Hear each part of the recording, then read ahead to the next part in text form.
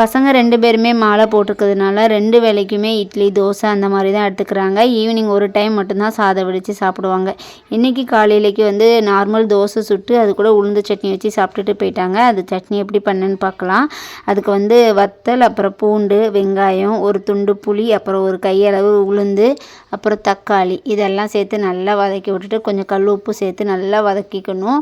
அது கூட கருவேப்பிலுமே சேர்த்துக்கோங்க. நல்லா வதக்கினதுக்கப்புறம் ஆற வச்சு அரைச்சிக்கோங்க. சூப்பராக இருக்கும் டேஸ்ட்டு. அவங்களுக்கு வந்து நார்மல் தோசை சுட்டு கொடுத்து அது கூட சட்னி வச்சு சாப்பிட்டுட்டாங்க. மதியானத்துக்கு வந்து தோசை வந்து காஞ்சு போயிடும் அப்படிங்கிறக்காண்டி மேலே வந்து கேரட் துருவி போட்டு கேரட் தோசை மாதிரி பண்ணி கொடுத்துருந்தேன்.